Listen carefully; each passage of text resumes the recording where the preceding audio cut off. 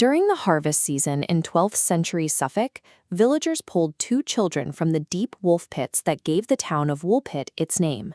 A brother and sister stumbled out, wearing clothes made of an entirely unknown material, and their skin was vividly, undeniably green. The villagers tried to question them, but the children answered in a panicked, guttural dialect that no one in the region recognized. Terrified, the pair refused bread, meat, and every other normal meal offered to them for several days. They finally broke their starvation when they found some raw broad beans, tearing the stalks open and eating them ravenously. While these details mirror the structure of a folk story, the account survives in the documents of serious medieval historians who treated the arrival of the children as physical reality.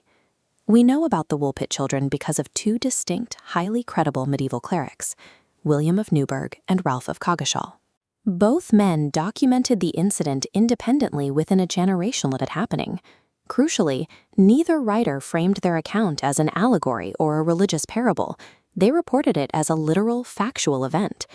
When reliable medieval sources present a biological and geographical impossibility as absolute truth, it forces us to look for a rational explanation hiding underneath the myth.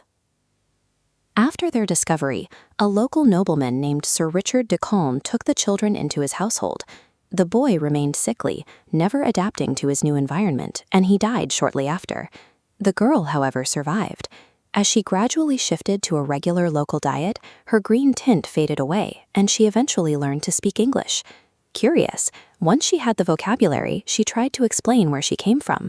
She described a place called St. Martin's Land, a subterranean realm trapped in perpetual twilight. She claimed she and her brother had been herding sheep when they followed the sound of ringing bells through a long, dark cavern, eventually wandering out into the bright sunlight of Woolpit. Bridging the gap between this supernatural testimony and the laws of biology requires finding a logical, real-world equivalent for every detail the girl described. The most robust logical framework we have comes from researcher Paul Harris in 1998, known as the Flemish refugee hypothesis. The children appeared during the reign of King Stephen, sometime between 1135 and 1154.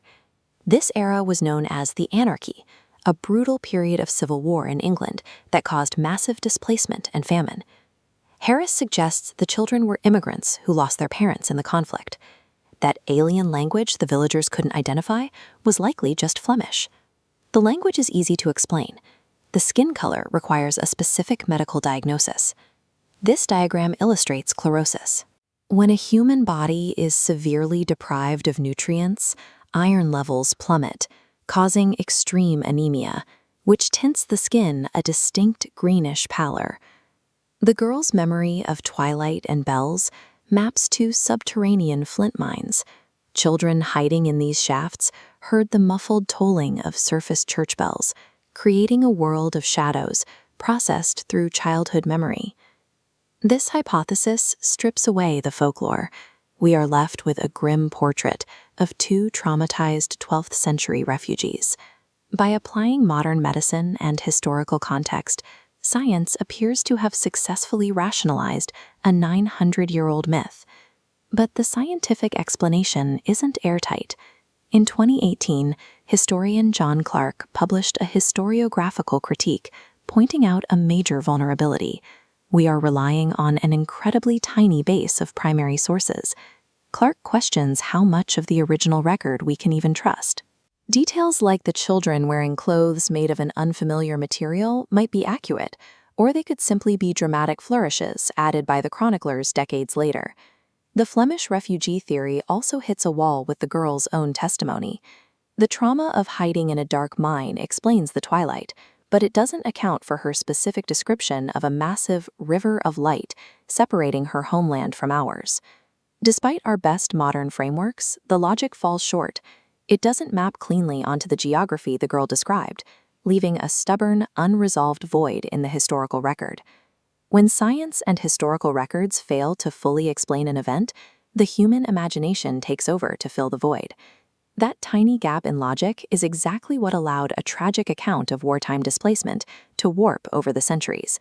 A malnourished Flemish orphan slowly transformed into a visitor from a fairy otherworld. That transformation has given the Woolpit story an incredible cultural lifespan. Today, it continues to inspire modern novels, poetry, and even operas, drawing people into its bizarre mystery.